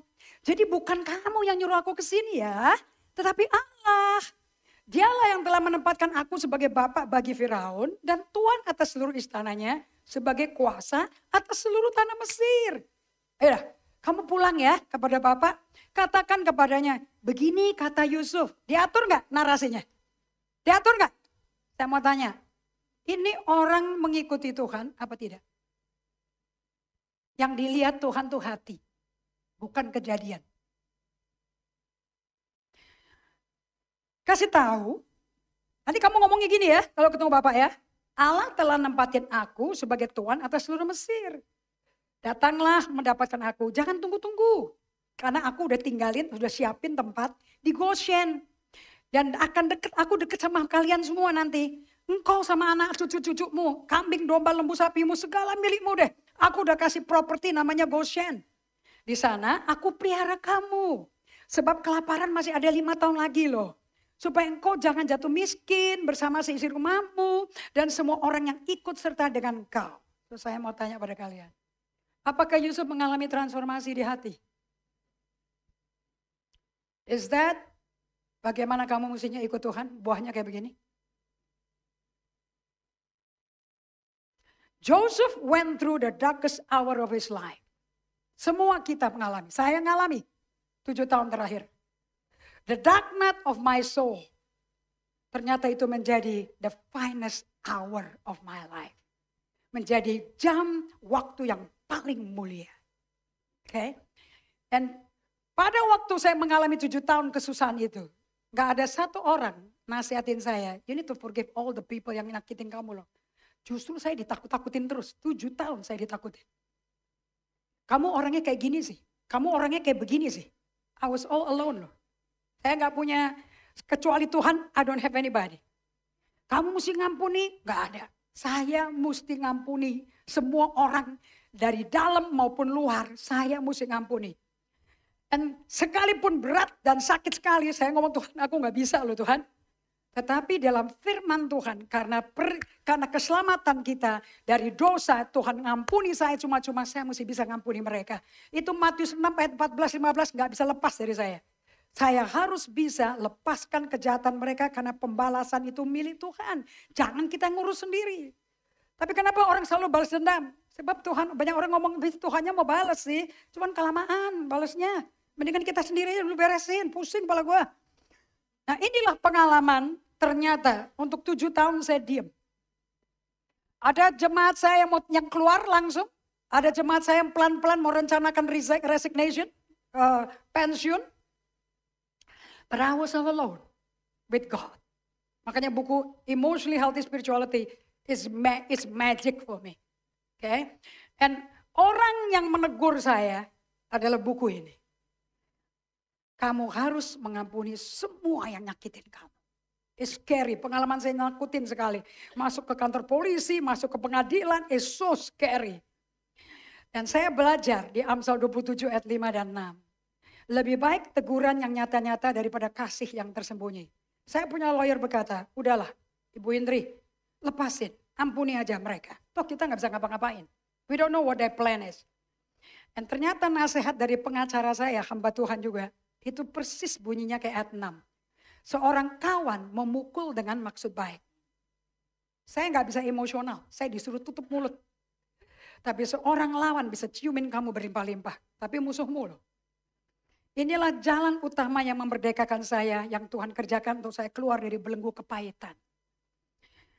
If you really have the love of God, if you really stay with God, di 1 Korintus 13 ayat 5, di bahasa Inggrisnya berbicara seperti ini. Love keeps no record of being wrong. Love keeps no record of wrong. Kasih tidak menyimpan kesalahan orang. Kalau engkau mengampuni, Anda mesti tidak ada daftar kesalahan itu kepada kalian. Yang saya bikin di jurnal saya tadi malam, isinya daftar orang yang saya mesti minta ampun.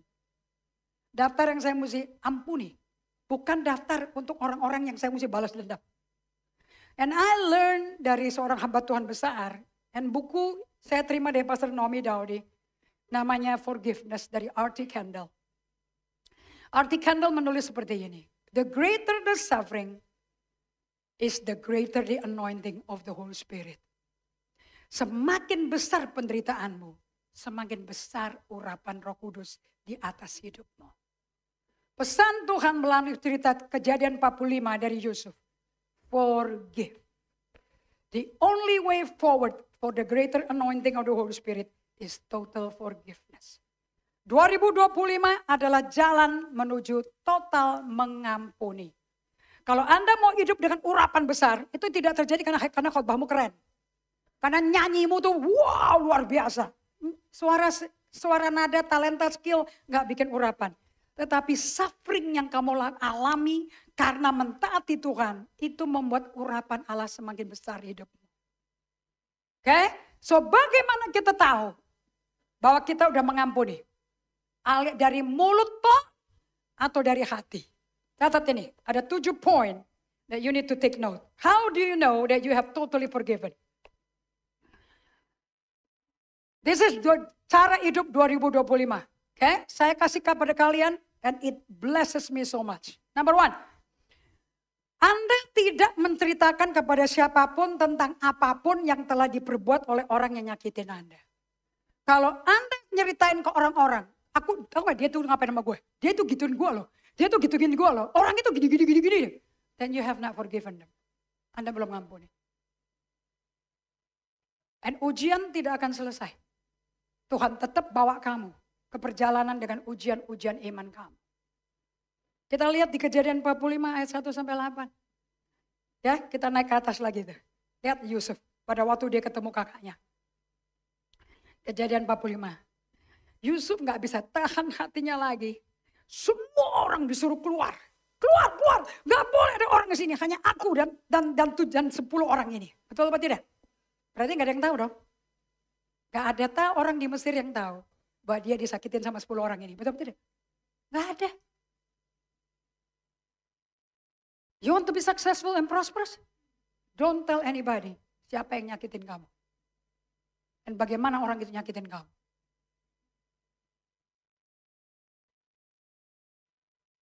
Nomor 2. Are you taking note?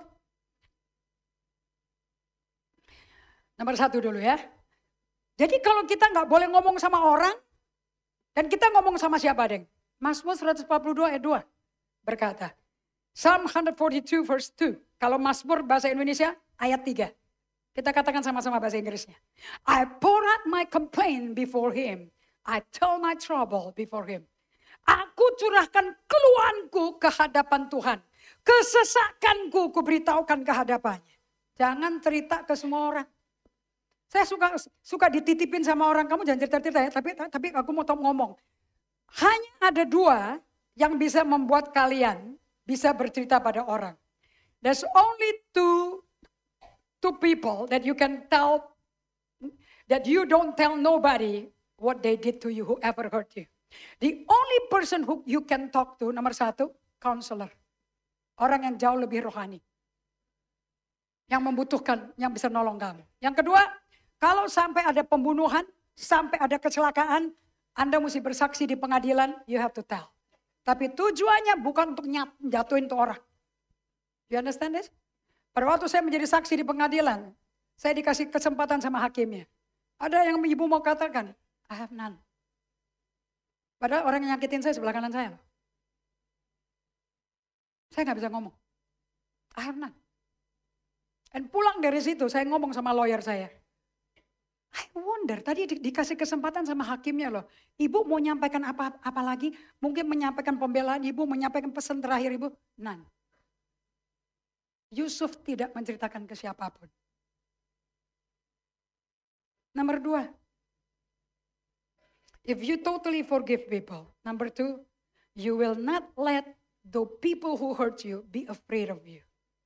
Jangan bikin orang yang salah terhadap kamu, yang nyakitin kamu, takut sama kamu. Jadi kan kesalahannya udah ketangkep basah nih. Ya kan? Hah? Sini. Sekarang tahu kamu salahnya di mana? Angkat masih kali. Do you understand this? Yusuf sama sekali tidak bikin kakak-kakaknya ngedredek di hadapan tuh. Nah, ingat gak mimpi gue? Do you remember the dream? I gotcha. I'm the Prime Minister of Egypt. Saya Perdana Menteri Mesir. I can put you in jail now. Betul gak? Nggak. Kakaknya aja gak tahu dia Perdana Menteri. Lalu kata Yusuf kepada saudara-saudaranya, dia ngomong apa? Mari deket-deket, sini kak. Maka mendekatlah mereka, deket-deket pada ketakutan tuh. Aku tuh Yusuf. Aku Yusuf. Saudaramu yang kamu jual ke Mesir. Love, kasih tidak nyimpen kesalahan orang. Are we supposed to study the Bible? Atau dengar khotbah? Is this a transforming book? Ini buku yang merubah kita? Nomor 3. Kalau engkau betul-betul mengampuni ya, 7 hal ini mesti ada di kalian. Musuhnya Anda tidak merasa salah waktu berada bersama Anda. Your enemy did not feel guilty. You will not let them feel guilty. Yusuf berkata apa di ayat 5? Tapi sekarang jangan bersusah hati ya. Mestinya yang ngomong gak bersusah hati kakaknya ke dia atau dia ke kakaknya ya. Pokoknya kakaknya yang nyusahin dia. Jangan nyesel. Karena kamu menjual aku ke sini. Sebab untuk memelihara kehidupan lo, Allah nyuruh aku mendahului kamu. Dibikin bersih total gak kakak-kakaknya? Diungkit-ungkit gak kesalahannya? Disalahin gak kakaknya? Gak kerasa. Kira-kira kakaknya merasa disalahin atau merasa kayak gak salah? Lo kan kesalahannya dikasih ke Tuhan. Right? Did Joseph put the blame on God? Loh yang bawa aku kemari Allah, bukannya kamu. Hello? Is this love? Bagaimana kita dikenal sebagai murid Tuhan? Dari buahnya. What is the fruit? Love. Kalau Anda mau tahu kenapa kamu dibaptis Roh Kudus dengan berbahasa roh? Bahasa rohnya cuma bukti kamu dibaptis Roh Kudus. Udah itu aja. Tapi tujuannya supaya kasih Allah dicurahkan di hatimu. Nothing less, nothing more.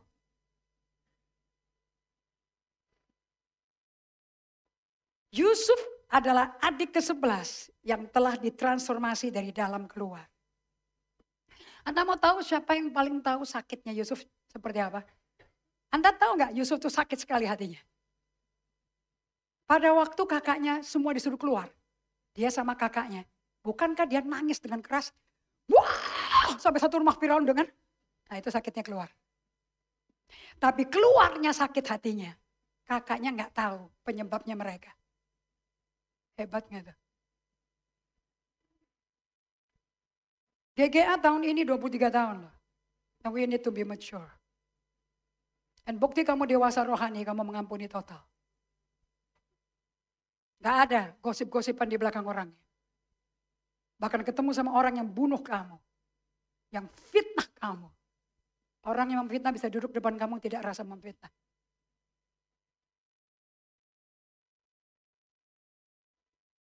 Yang paling tahu sakit hatinya Yusuf tentu ya Tuhan sih. Gak mungkin ya Tuhan gak tahu. Kalau enggak ngapain kamu komplain ke Tuhan. Dan Mazmur 147 ayat 3 berkata, Tuhan balut luka hatimu dan sembuhkan batin. Only God can heal you. Nomor 4. 7 step bukti kamu sudah mengampuni. Izinkan musuh Anda reputasinya jangan tercemar. Izinkan musuh Anda protect the self-esteem of your enemy. Atau bahasa orang Chinese-nya, save their face. Selamatinlah mukanya, jangan sampai hilang muka dia. Let them save their face. Di Kejadian 45 ayat 7-8. Ini saya belajar dari Dale Carnegie. Dale Carnegie penulis buku, How to Make Friends and Become a People of Influence. Bagaimana bikin punya teman seumur hidup jadi teman baikmu. Dan sebagai orang paling berpengaruh. Save their face. Selamatin mukanya dia. Jangan jelekin kesalahan orang itu ke orang-orang lain. Maka Allah telah menyuruh, Yusuf berkata gini, Kak, Allah yang nyuruh aku mendahului kamu untuk menjamin kelanjutan keturunan kita di bumi, untuk memelihara hidupmu. Sehingga sebagian besar daripadamu tertolong. Jadi bukan kamu yang nyuruh aku ke sini loh, tetapi Allah. Dia yang telah menempatkan aku sebagai bapak bagi Firaun dan tuan atas seluruh istananya. Dan sebagai kuasa atas seluruh tanah Mesir. Isn't that amazing? That's the purpose of you. Following God's way. Jalannya Tuhan. So kalau mau punya teman di GGA sampai seumur hidup, bukan teman hura-hura, bukan teman bisa ketawa-tawa. A true friend indeed is a true friend indeed. Orang yang bisa koreksi kamu. Dan lebih baik sakit dari koreksi sahabatmu daripada musuh menjilat muka kamu. Protect nomor 5. Kalau Anda betul-betul mengampuni musuhmu, proteksi musuh kita dari kegelapan yang dirahasiakan mereka. Anda mau tahu kegelapan apa yang disembunyiin kakak-kakaknya Yusuf? Dia paling takut kalau papinya tahu yang membunuh Yusuf, mereka yasa kejahatannya pembunuhan itu adalah kakaknya. Jangan sampai papi tahu. Lihat di ayat 9. Segera ya kamu kembali kepada bapak, katakan kepadanya. Begini kata Yusuf anakmu, Allah telah menempatkan aku sebagai tuan di Mesir. Datang yuk mendapatkan aku, jangan tunggu-tunggu. Sebab itu ceritakan ke bapak ya, segala kemuliaanku di negeri Mesir ini. Anaknya berhasil, anaknya sukses, prosperous jadi leader di Mesir seperti mimpi. Dan segala yang telah kamu lihat, kemudian segera bapak kemari. So dia pulihkan keluarganya enggak? Dia persatukan bapaknya enggak? Wow, wow, wow. Hasil daripada kalian day by day with God. Minimum 2 kali sehari. Mengizinkan Tuhan mentransformasi hatimu. Gak usah cerita ke bapak bahwa kalian yang merebut jubahku. Dan celupkan ke dalam darah hewan. Pasti bapak gak tahu apa-apa. Protect your darkest secret of your enemy.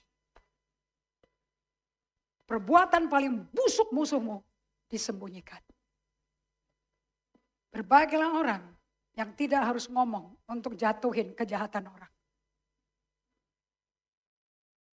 Sekalipun sakit, itu Mazmur 15 ayat 4. Nomor 6, total forgiveness is a life sentence. Arti Kendall ngomong seperti ini. Anda tahu artinya life sentence? Tahu gak? Hukuman mati seumur hidup. Hukuman seumur hidup. Nih lihat kemari.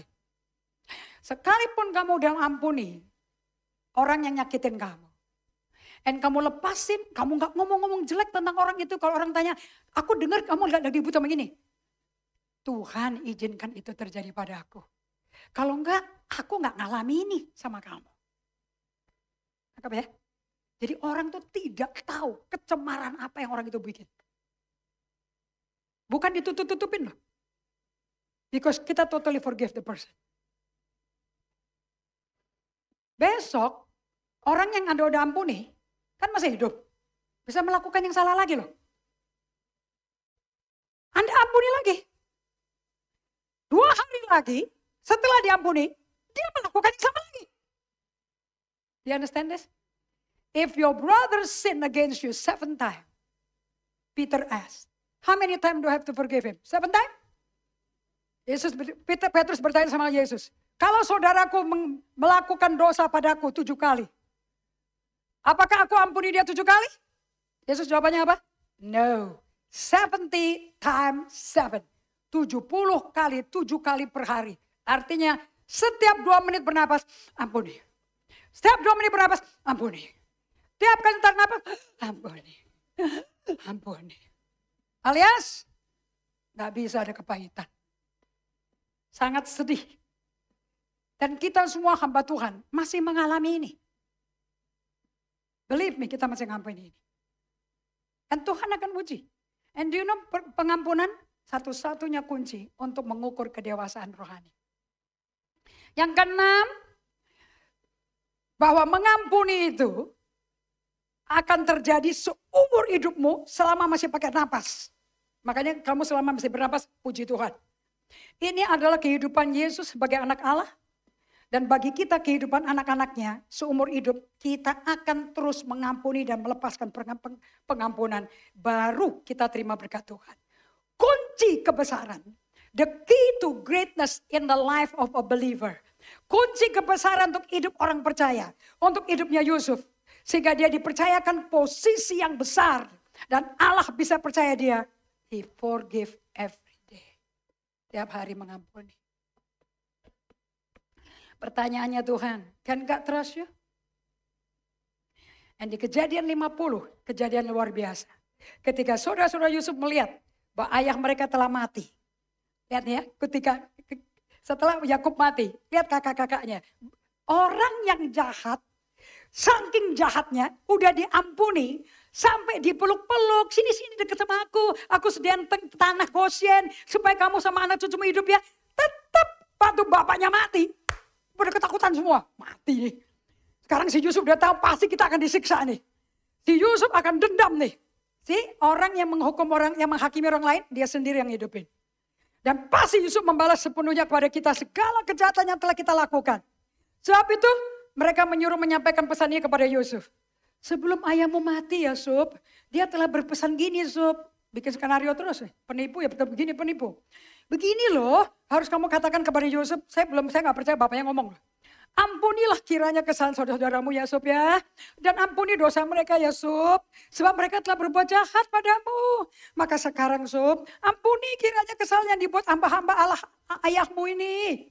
Waktu Yusuf dengar itu, nangis dia. Ketika orang berkata demikian padanya. Kenapa? Yusuf ngomong, 17 tahun aku udah ampuni kok. In 17 years I live with you, I've forgiven you. In these 14 years, I forgive you. Ini transformasi yang dialami Yusuf, hidup bersama Tuhan. Jangan main-main, hidup bersama Tuhan bukan moto. Itu pengalaman satu-satunya mentransformasi dari dalam keluar. Dan saudaranya datang sendiri sujud di hadapannya. Kami datang untuk jadi budakmu. Tapi Yusuf berkata kepada mereka, jangan takut. Emangnya aku ini Allah? Aku bukan pengganti Allah loh. Ayat 20 yang sangat populer. Apa yang Yusuf katakan? 2, 3. Memang kamu telah mereka-reka yang jahat pada aku. Yusuf terbuka kan? Vulnerable gak? Tapi Allah telah mereka-rekakan kebaikan dengan maksud melakukan seperti yang terjadi sekarang ini. Yakni memelihara hidup suatu bangsa yang besar. Saya mau tanya, ada pahit gak di Yusuf? Ayat 21. Jadi jangan takut. Aku akan menanggung makanmu. Dan makan anak-anakmu juga. Wow. Ini namanya membalas kejahatan dengan kebaikan kan? Hah? Satu Yusuf menjamin seluruh keluarga loh. 10 keluarga. Plus adiknya Yusuf, Benyamin yang belum datang. Plus Yakub loh. Wah. Ini kasih. Ini loh berbuah. Demikianlah Yusuf menghiburkan mereka. Dan menenangkan hati mereka dengan perkataannya. Bapak Ibu sekalian, total forgiveness is a life sentence, artinya Anda akan lakukan pengampunan selama Anda hidup. Orang-orang yang Anda perlu ampuni, mereka masih hidup ya. Dan suatu hari Anda mesti doakan mereka. Nomor 7, Anda mendoakan musuh Anda dari hati yang tulus dan jujur. Kalau Anda belum bisa mendoakan musuh Anda, you have not forgiven. Belum ngampuni. Joseph is a man whom God can trust, who pray for his enemy. Betul nggak? Kejadian 45 semuanya, Yusuf mengampuni musuhnya, yes or no? Makanya Tuhan bisa percayakan Yusuf dengan jabatan terbesar. Pemimpin atas bangsa Israel, pemimpin atas Mesir. So saya mau tanya, is God looking for somebody whom God can truly, honestly, totally forgive and are not pointing finger? Apakah Tuhan sungguh-sungguh mencari orang yang bisa mengampuni total dan tidak nuding-nuding tangannya? Ini kalau suami istri berantem nih, melakukan ini malam hari ini, stop nuding-nuding. Pasti perkawinannya dipulihkan. Gak mungkin enggak. So 7 hal ini bukti kamu udah ngampuni. Hati-hati kalau udah ngampuni terus ngotot. Kamu sih ngampuni. Ngampuni itu dari hati bukan di mulut. Udah ngampuni tapi ngomongnya di belakang. Wow, bletekan semuanya. Enan ngomongnya sama pendetanya. Jangan kasih tahu siapa-siapa ya. Tapi dia sendiri ngasih tahu banyak orang. So kalau orang masih seperti itu belum ngampuni. Sebelum kita ambil perjamuan suci untuk menutup tahun ini. Saya akan melakukan tantangan pada kalian semua. Apakah di 2025 ini Anda akan melakukan 7 hal ini? Bahwa kau sungguh-sungguh mengampuni. Bahwa kalian tidak akan menjelekkan orang yang nyakitin Anda. Tapi tanpa Tuhan, tanpa kasih karunia nggak mungkin bisa. Suatu hari Anda akan difitnah loh. Suatu hari uangmu akan dimakan, bisnismu akan ditipu. Bukan sama pegawai aja, bisa sama suamimu sendiri, bisa sama keluargamu sendiri, bisa sama orang gereja yang kamu bantu kasih kerjaan. That God can allow to happen. Jangan kaget. Dan itu harus terjadi di gereja. Okay? Karena ini terjadi di keluarganya Yakub kan. Keturunan Abraham bukan? Jadi kalau Anda mengalami kondisi buruk di dalam gereja, jangan shock. Ini terjadinya karena pemurnian terjadinya di dalam gereja. Dalam keluarga Allah. So, nomor 1. Sebelum Anda perjamuan suci. Apakah Anda yakin Anda udah mengampuni? Dengan gak nyeritain kepada siapapun tentang apapun yang diperbuat orang jahat itu yang nyakitin Anda. Apakah Anda yakin Anda gak cerita-cerita lagi? Tapi semuanya Anda ratapan ke Tuhan aja.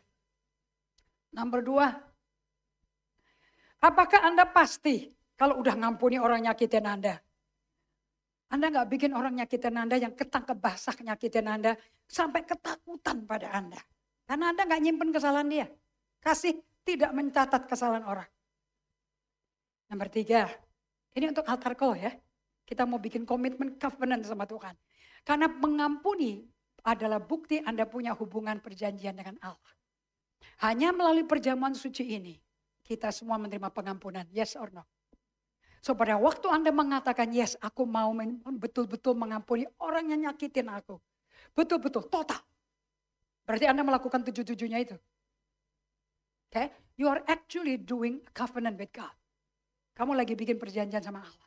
Sebab tanpa Allah gak mungkin bisa ngampuni. And when you do that, Allah menyertai kalian. Setiap kali kamu disakiti, setiap kali kamu difitnah, setiap kali kamu digosipin, Allah nyertai kamu, memampukan kamu untuk ingat 7 step ini. Yusuf sama sekali gak jelekin kakaknya, betul? Dia nyalain Tuhan kan? Tuhan yang bikin kita kemari loh. Bukan karena kamu jual aku loh. Bukan karena kamu bunuh aku loh. So nama reputasi musuhnya dipelihara sama Yusuf gak? Oke, nomor 3. Musuhnya gak merasa guilty waktu ada di depan dia. Nomor 4. Dia izinkan musuhnya diselamatin mukanya. Dia jaga reputasi musuhnya. Nomor 5. Dia proteksi kejahatan yang paling jahat yang pernah dibikin sama kakaknya. Mau bunuh Yusuf bukan? Tidak disebut, bapaknya gak tahu. Kalau pembunuhnya dia itu adalah kakaknya 10. Bukan ditutupin, itu dilepasin, itu dia udah ampuni. Yang keenam, seumur hidup aku akan hidup dengan Tuhan untuk melepaskan pengampunan. Gak pernah ada orang sempurna di bumi ini. Pasti semua orang bikin kesalahan. Yang ketujuh, aku mau doakan musuh-musuhku. Doakan musuhmu artinya gini loh. Berkati orang itu. Berkati orang yang nyakitinmu. Dan nanti Tuhan menguji. Tuhan menguji saya kayak begini. Musuh saya banyak ya. Dan musuhin saya juga banyak. Tuhan tanya sama saya seperti ini. Sebelum saya dapat SP3. Mau gak kamu berkati orang yang nyakitin kamu? Ya ada di Alkitab. Ya mau gak mau mesti taat. Mau gak kamu berkati mereka? Ya gue berkati. Tiap kali ingat nama mereka, berkati. Ya berkati. Mau gak doakan berkat bagi mereka? Ya entar gue doain berkat. Mau gak doain berkat bagi mereka? Ya gue doain berkat. Ini ada kayak begini, serius apa lagi sengak ya? Sengak. So kamu pikir hanya kamu yang ngalamin? Ini lebih gila pengalamannya. Nanti kalau sampai orang yang nyakitin kamu, sungguh-sungguh aku berkati dan sukses. Sakit hati gak kamu? Oh ntar dulu dong, kan jawabanmu kan pembalasan milikmu. Balas dulu dong.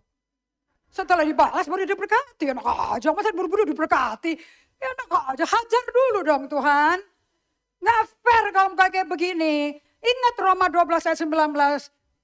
Pembalasan milikku, betul? Kapan dibalas Tuhan? Masa diberkati dulu baru dibalas? Oh, saya berdebat loh. I'm human ya, saya masih manusia loh.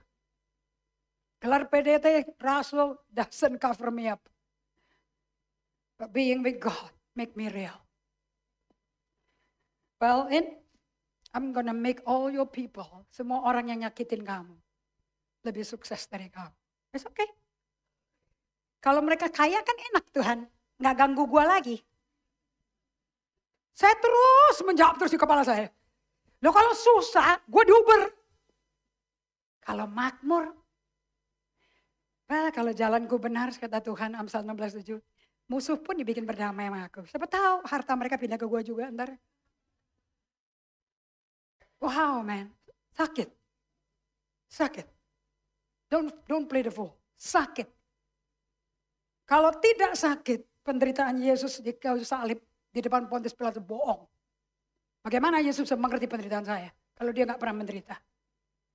So penderitaan kita setiap kali kita sakit membuat kamu bisa relate ke Yesus. I can feel how you feel.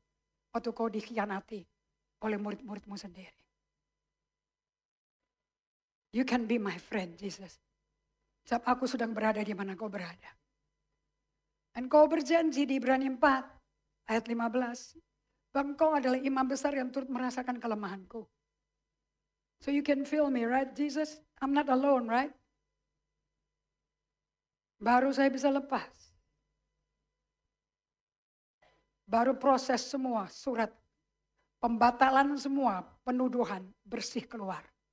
Dalam waktu yang tidak bisa terpikir dengan 0 perak rupiah.